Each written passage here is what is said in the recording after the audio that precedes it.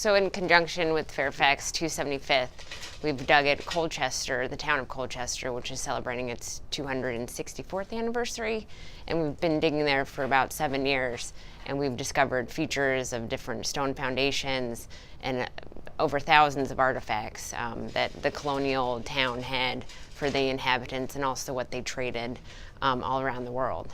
Across the site, because it's near the Occoquan River, there's large presence of Native Americans that have lived there before the colonists showed up. So we were finding points and spear points and arrowheads, and also their ceramics that they had.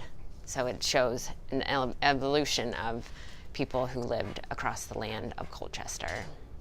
There was a lot of research done on the area, specifically on colonial port towns, and that Colchester would be a good place to continue archaeological research. George Mason University actually did excavations there in the 80s, and enough to know that it would be an important site to return to.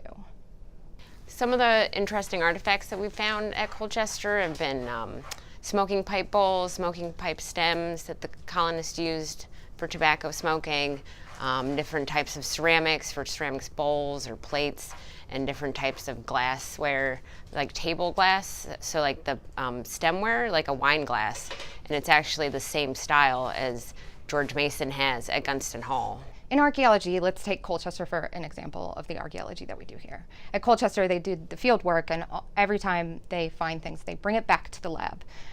In the lab, once it gets here, it gets checked in. The larger artifacts get washed, usually by a volunteer. And then once it's washed and it's dried, it'll get cataloged by one of our staff. And cataloging is really important for keeping the data. Colchester, along with all the other sites across Fairfax County, inform us of the history of the past. And it's really interesting and exciting to find their artifacts that they left behind.